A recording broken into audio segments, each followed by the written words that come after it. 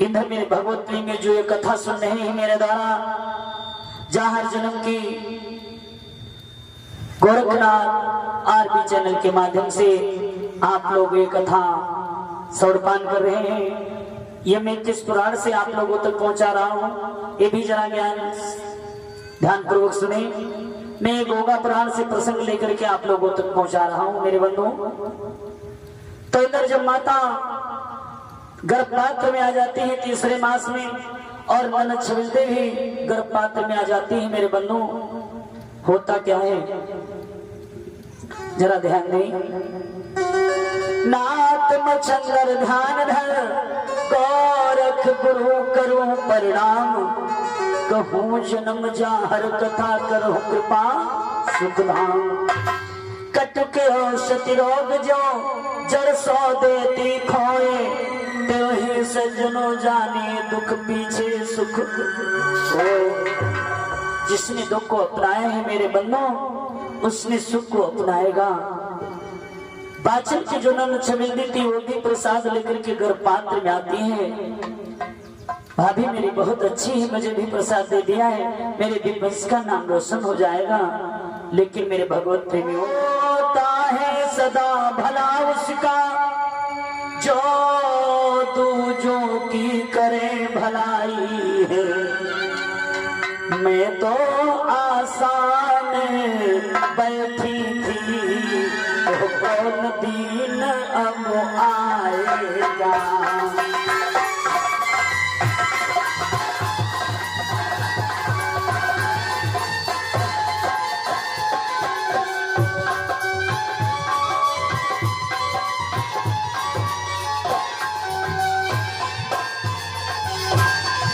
भगवत प्रेम में ध्यान दे। माता बादशाह ने तो वो प्रसाद बाबा गोरखनाथ जी महाराज के देह में से अपनी ननद को दे दिया। जब ननद के 3 मास की गर्भपात में सुध पलने लगा, तो ननद ने मन में विचार किया, मेरा तेरा का भाव उदय हो गया छबीली के मन में आज। हो पुत्र यदि बाछल के तो क्या मेरा जीवन होगा सुफल अब आज। राजकोष का अधिकारी मेरा सुख नहीं हो पाएगा। संतान प्रसन्न रहे मेरी ऐसा प्रकार अपनाऊंगी, किस भांति को अपना करके मैं बाछल के वंश को ननद छबिलदी ने मन में विचार किया कि मैं बाछल के वंश को मिटा दूंगी। बाछल का वंश मिटाने से मेरा अधिकार बन जाएगा। इस राज लक्ष्मी का स्वामी, इस राज लक्ष्मी का स्वामी मेरा ही लाल बन जाएगा।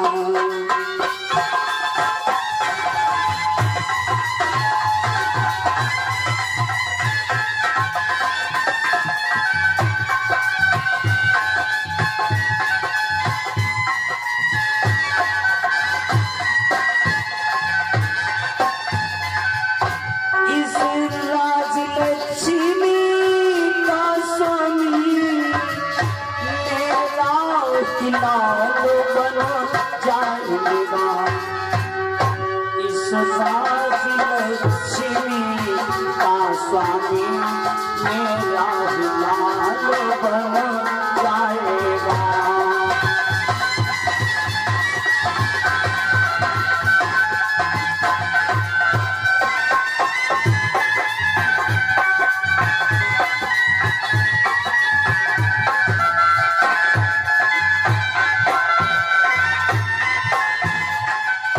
ए मेरे मानो, इस प्रकार से दुर्भावना धरे छबिलदी जो ननद थी मेरे बंधु, अपने पिता उम्रपाल को भड़काने के लिए चल देती है।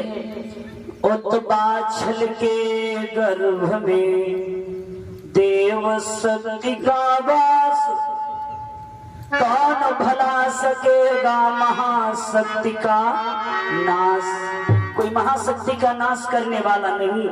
लेकिन मेरे बंधु, जब चढ़े दुष्टता सर पे तो अपना वो असर दिखाती है।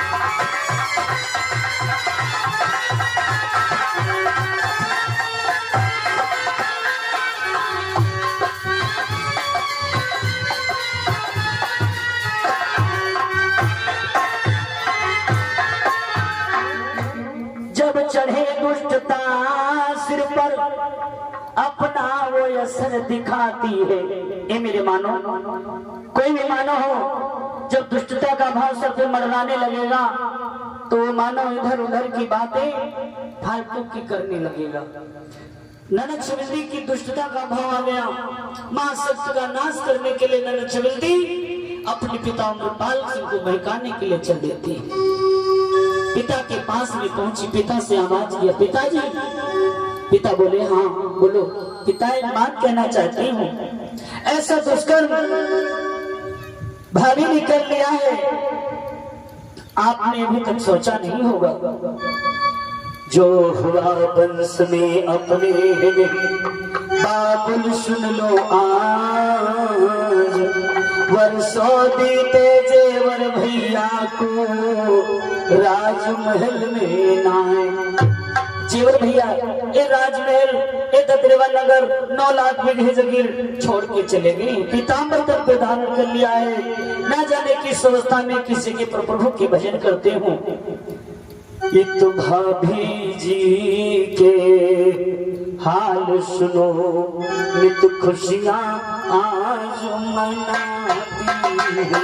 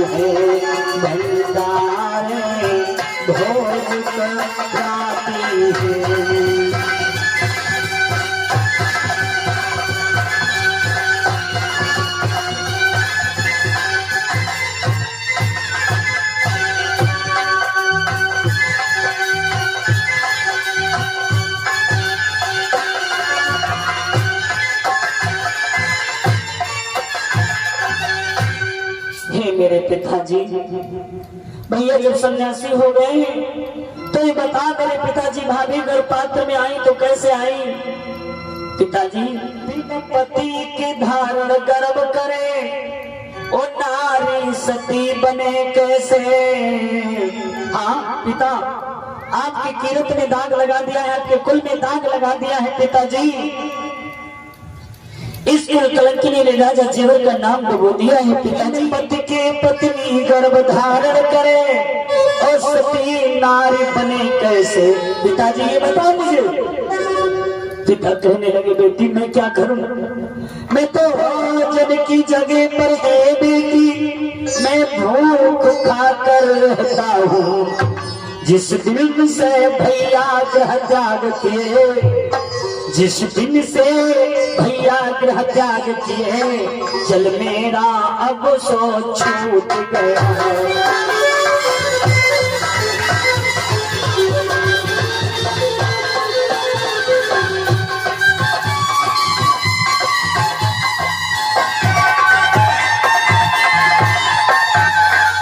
चलो भी मेरा, चलो भी अब मेरा छूट गया। अब कष्ट हमारे भी दिल में, अब कष्ट हमारे भी दिल में, अब सो देखो भारी है।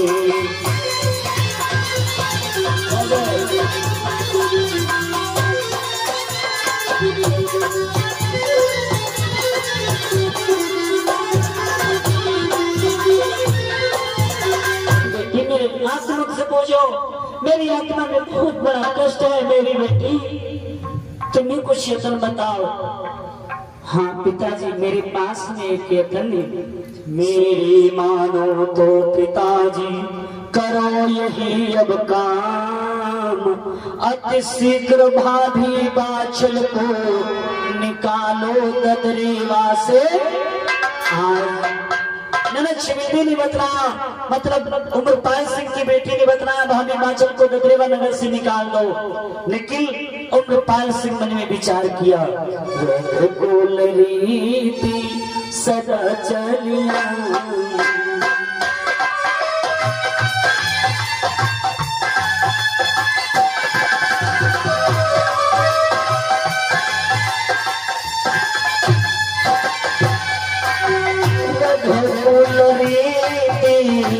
सदा चलिया, मार जानी परी बचन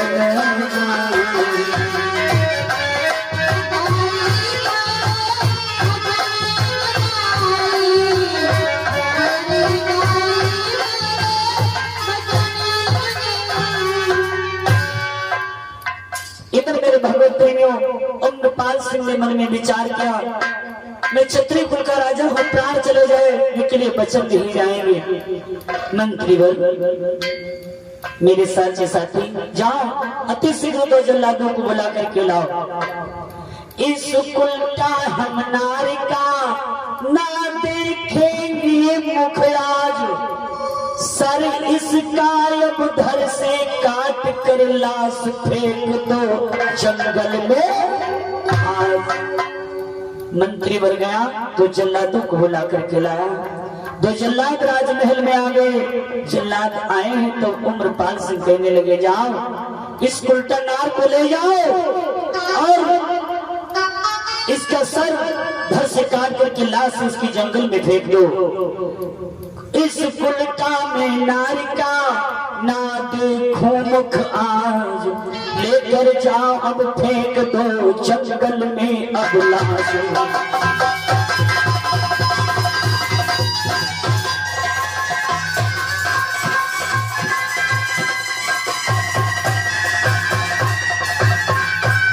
मेरे भगवत प्रेमियों, जल्लादों ने माता बाचल के हाथों को पकड़ करके घसीटते हुए बबरी बन की ओर ले गए। शब बबरी बन में पहुंच गई माता बाचल आज, बिलख बिलख रोने लगी बबरी बन में।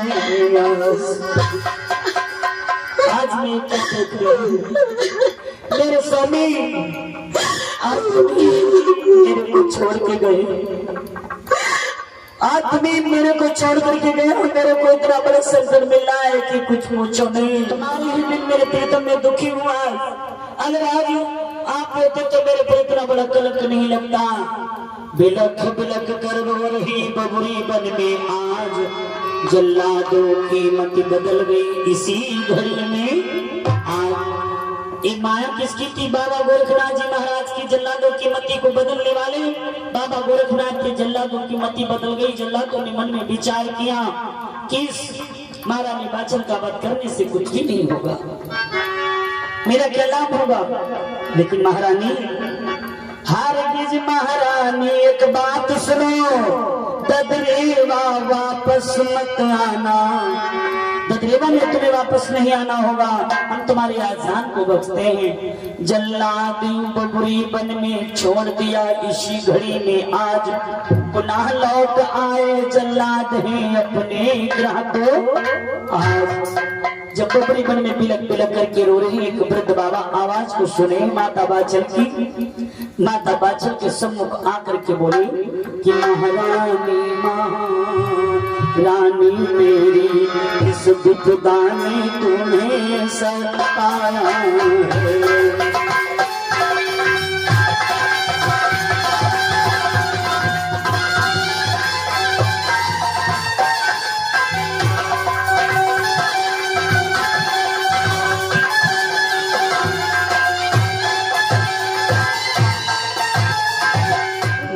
बोली है वृद्ध बाबा, मेरे को बहुत बड़ा दुख है। मेरे स्वामी को ग्रह त्याग के 12 साल हो गए हैं और 12 साल से मैं बाबा गोरखनाथ जी महाराज की पूजा आराधना की हूँ। ज्योति पूजा आराधना की गुरुवर की आज, गुरु मेरे प्रसन्न हुए दिए पुत्र पर नाथ मेरे को पुत्र प्रसाद दिया है और इस पुत्र प्रसाद को पाकर के मैं गर्भ चौथे मास में गर्भपात में हूँ।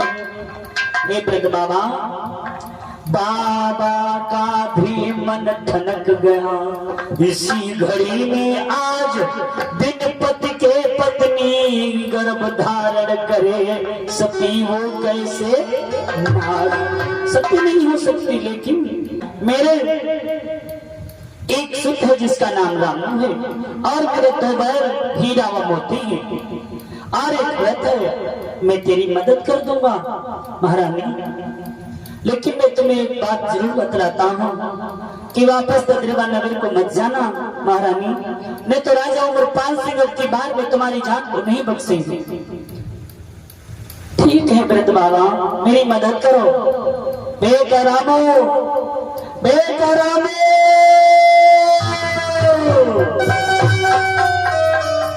पिता पिता कह राम ने बोले यूं तत्काल, कौन काम है आन पड़ा बतलाओ पिताजी।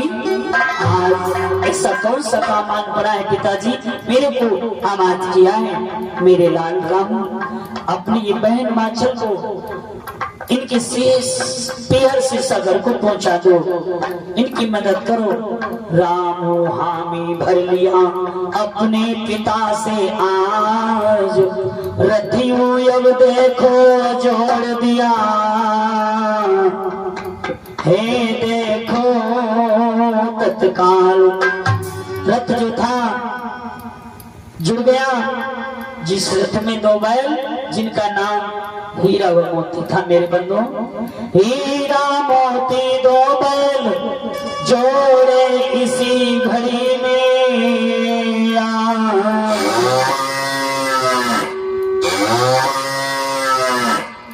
हीरा मोती दो बैल जोड़े इसी घड़ी में आज, रथियों लेकर चल दिया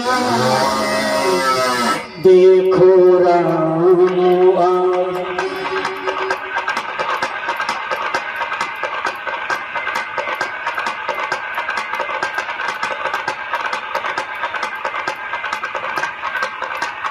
रथ अब कुछ दूरी पर पहुंच गया, सुने भक्त भर ध्यान, इतने में अब हो गई एक आकाशवाणी आस।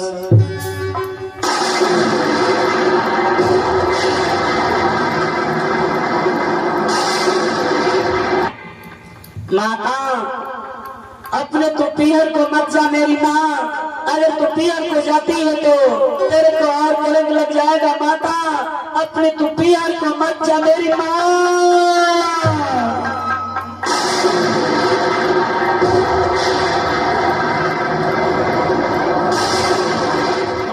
अपने सुख की इस बात पर ध्यान नहीं दिया। चलते चलते अब रथ सुनो कुछ दूरी पे अब पहुंच गया।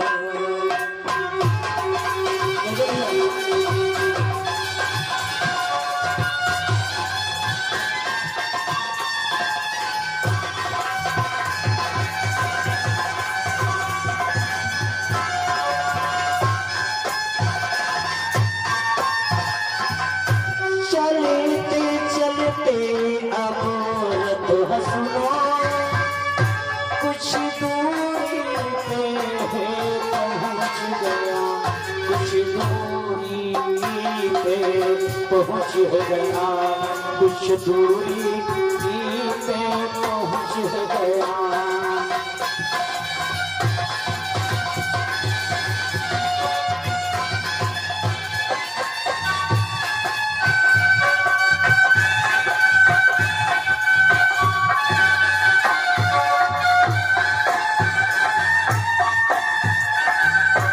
इधर मेरे भगवत प्रेम जब रथ कुछ दूरी पर पहुंचा, इधर एक आकाशवाणी और हुई। 2000 में चौथे मास में गर्भपात से आकाशवाणी किया।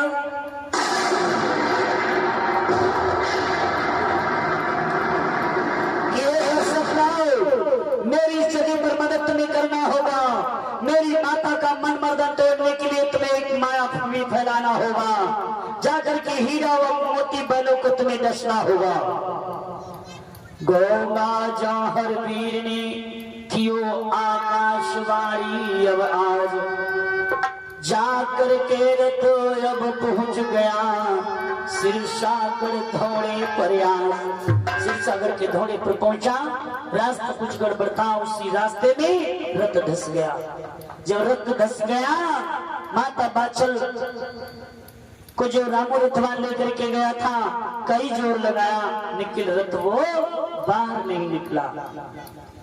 बेबस हो करके अब सभी उतरी रथ के नीचे, आज बैठे तल तल जाई के इसी घड़ी में आओ।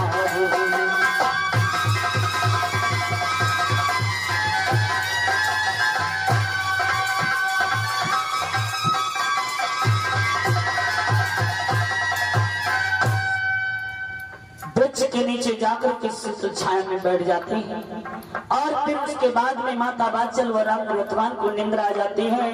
और इधर रामू के जो दो बैल हीरा व मोती थे, उन हीरा व मोती बैलों को जाकर के दशक नाग ने डस लेता है।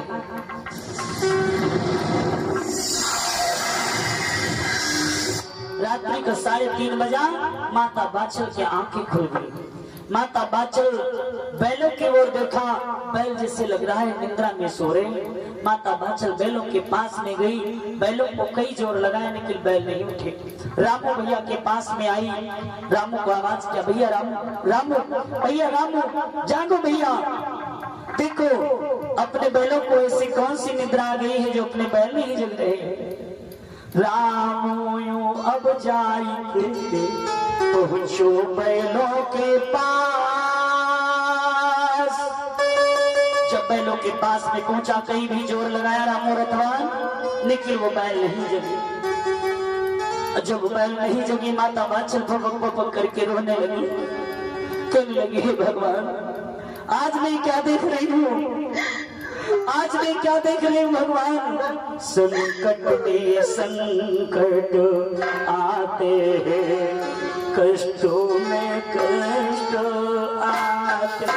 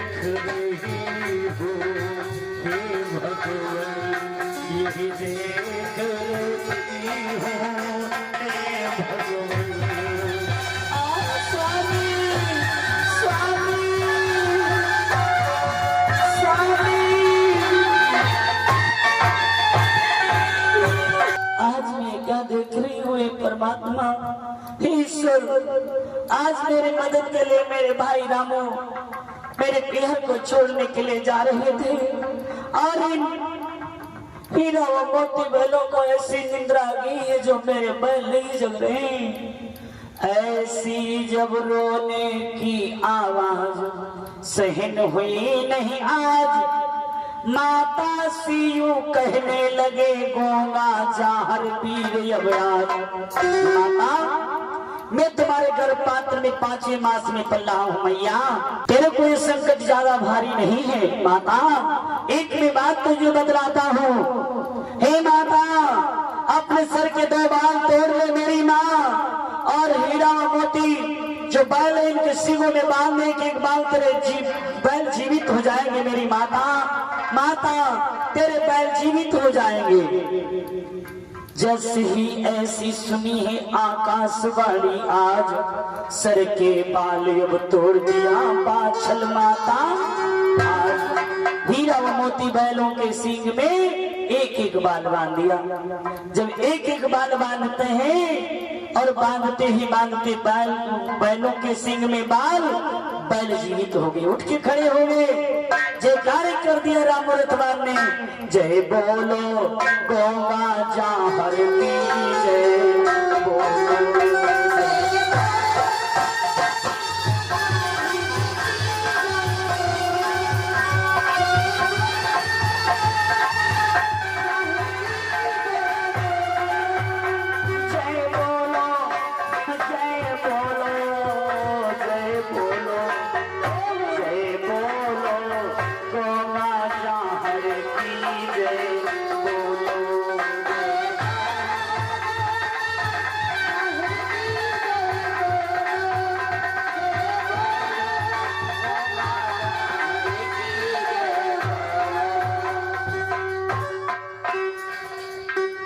इंद्र मेरे भैया जब जय जयकार हो गई, बैल जीवित हो गए और फिर रथ में बैल जुड़ जाते हैं। रथ में बैल जुड़े और रथ वान रथ लेकर के चल दिया राम। सिर सागर के जब धौड़े को कियो पार है आज, फूलबाग के पास में पहुंचो रथियों तत्काल। माता बादशाह राम रथवान से कहने लगी भैया ठहरो, इस बात का माली जो है मैं इसे आवाज देती हूँ, ये मेरी कुछ मदद करेगा।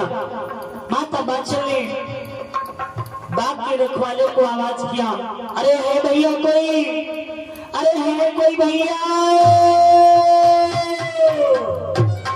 कौन मेरी बहन ससुराल से अपने पीहर अकेले ही आ गई हो। हाँ मेरे भैया, मेरे को बहुत संकट आने पड़ा है, इसलिए मैं अपने ससुराल से अपने पीहर को अकेले ही आई हूँ, मेरी मदद करो मेरे भैया।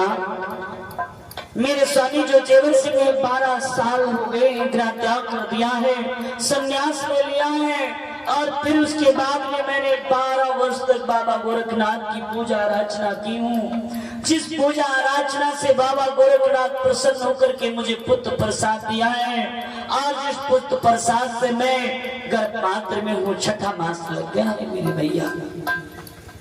माली भी यूं घबरा गया सुन करके यह बात, बिन पति के पत्नी गर्भ धारण करे सती बने हो कैसे, सती नहीं हो सकती, ये तो कलंक है, मैं तुम्हारी मदद नहीं कर सकता क्योंकि मेरा राजा कुंवरपाल ये बात हरगिज बर्दाश्त नहीं करेगा, मेरे को भी जान से मार देगा मेरी बहन, मैं मदद नहीं कर सकता।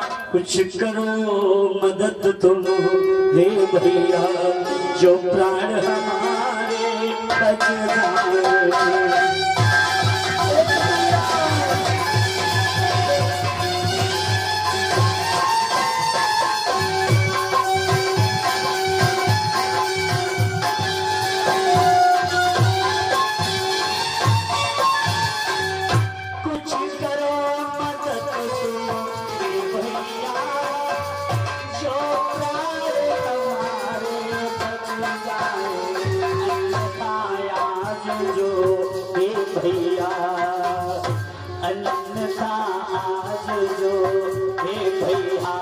ससुराल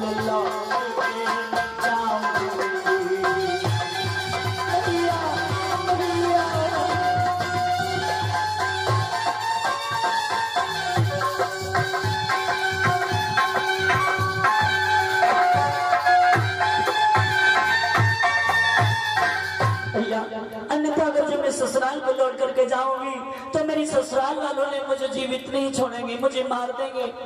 तो मेरे भैया मैं आपके हाथों से मरना चाहती हूँ, मुझे मार दो तो मेरी आत्मा को संतुष्टि मिल जाएगी मेरे भैया। भैया भैया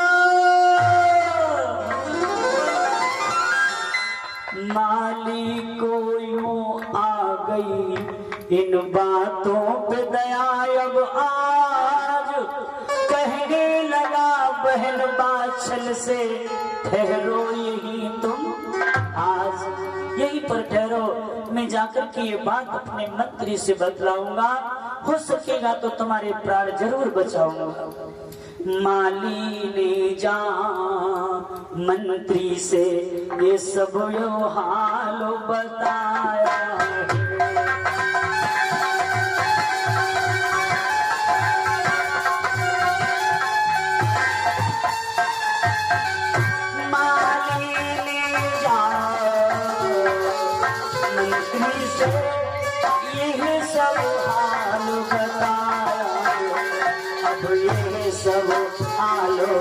बकाया है, अब ये सब हाल बकाया है।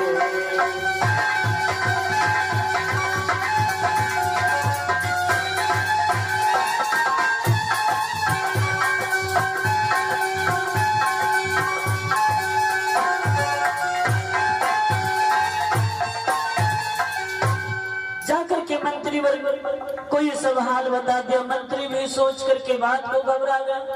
ऐसी बात थी कि बिन पति की पत्नी गर्भ धारण कर ले, सती वो नार बने कैसे? उल्टा नारे कलंक लग गया है इस पर। कैसे बात राजा कुंवरपाल सिंह तक पहुंचाऊंगा?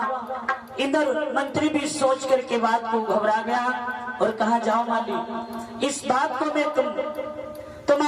अपने राजा कुंवरपाल तक जरूर पहुंचाऊंगा, चाहे मुझे इस राज से भी न निकाल दे, मेरे को मंजूर है, लेकिन मैं बहन वाचन की मदद जरूर करूंगा।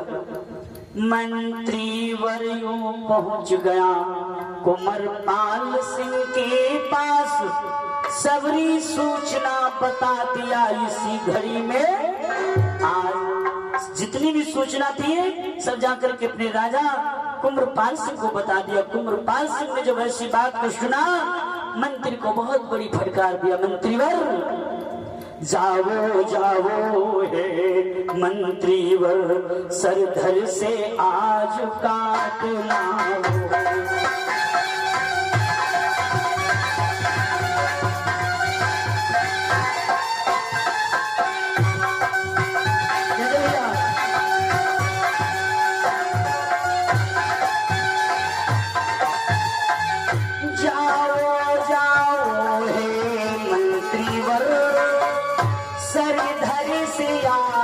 काट लाओ, मैं मुख नहीं देखूं उल्टा का, मैं मुख नहीं देखूं उल्टा का, लाश जंगल में भिगवाओ।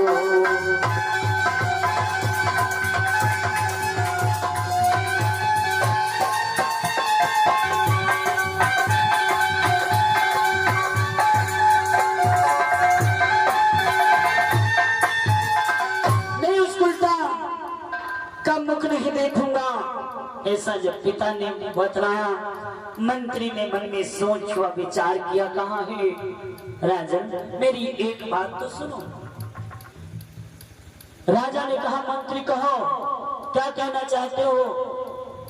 मंत्री ने कहा कि हे महाराज, बेटी तो तुम्हारी जरूर है, अगर ये कलंक लगा करके आई है, अगर इसका सर धड़ से कटवा दोगे, फिर भी अपने इस सिरसागढ़ में बहुत भारी बदनामी होगी। बेटी का अगर सुध कटवा करके लाश जंगल में फिरवा दोगे, फिर भी बड़ी बदनामी हो जाएगी। लेकिन महाराज मेरी एक बात सुनो, ना सर इनका काटा जाए, न लाश जंगल में फिकवाई जाए, इससे पहले अब हे राजन को परीक्षा इनकी करवाई जाए। एक परीक्षा इनकी ली जाए। महाराज अपने इस राजमहल में जो कूप बना है कुआं, इस कुएं में कच्चे कत्तल डलवा दिए जाए और कच्चे धागे की चारपाई डलवा दी जाए, और फिर अपने इस सिरसागढ़ में सभी नगरवासी व क्षेत्रवासियों को सूचना दी जाए कि आज बाछल की परीक्षा है, और वो कच्चे धागे की चारपाई उसी कूप पर डलवा दी जाए, और फिर तुम्हारी बेटी बाछल को उसी कच्चे धागे की चारपाई पर बिठा दिया जाए, और तुम्हारी बेटी बाछल खुद की खुद अपने प्राणों को जाकर के वो छोड़ देगी। जो कच्चे धागे की चारपाई टूट जाएगी, बाछल वो जाकर के कूप में उस कंकरों में छिट करके वो अपने प्राणों को त्याग देगी। ना आपका दोष रहेगा और ना मेरा। इस प्रकार से हामी भी बरा कुंवरपाल सिंह आज मंत्रीवर को दे दिया यूं आदेश तत्काल कि लगवा दो ढिंढोरा सिरसागढ़ में, बाछल की आज परीक्षा है।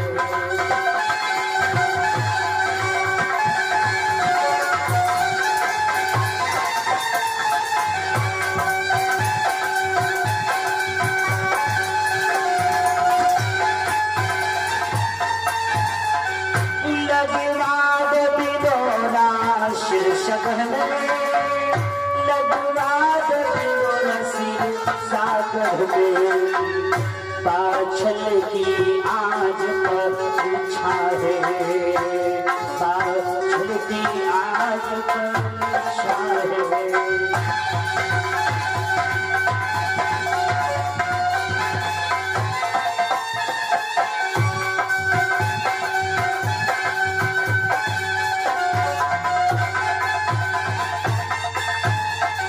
इधर मेरे मन में जरा ध्यान दो। घोषक द्वारा घोषणा करवाई मंत्रियों तत्काल, चर्चा सबरी फैल गई सिरसागढ़ में आज। सिरसागढ़ में सब की सब घरों घरों में चर्चाएं फैल रही हैं कि आज बाछल की परीक्षा है।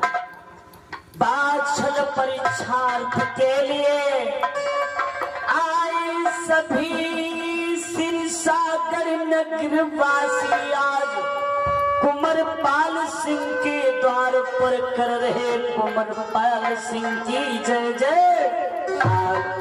कुंवरपाल सिंह राजा की जय जयकार कर रहे हैं। इंद्र भैया मंत्री ने काम किया, कूप में कत्तल भरवाने के लिए आदेश दे दिया।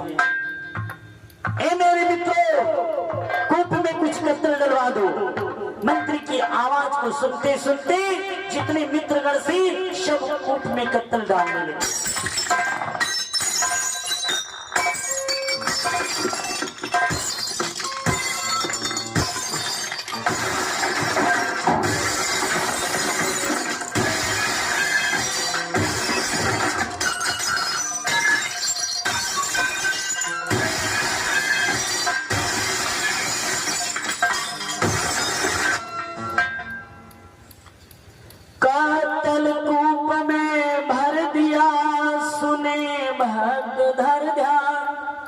कत्तल कूप में भर गए।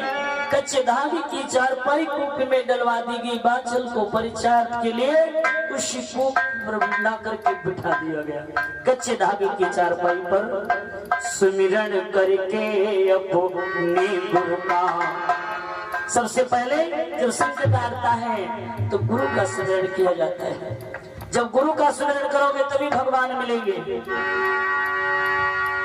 पहले सुमिरन करके गुरु का चारपाई पे वो बैठ गए।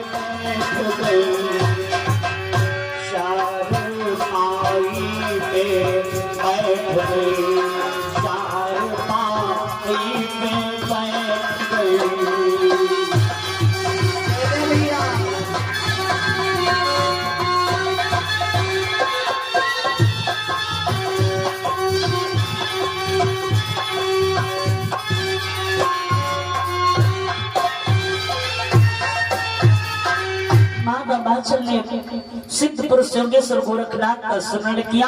कच्चे धागे की चारपाई पर जब बैठ गए, माता बाछल के बैठते बैठते चारपाई ज्यों की ज्योति मिली।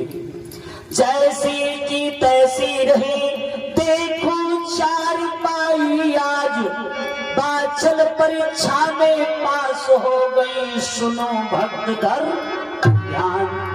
जब बाछल माता परीक्षा में पास होगी तब जयकारे होने लगे सिरसागढ़ में। जय बोलो बाछल बहना की जय बोलो, जय बोलो बाछल बहना की जय बोलो।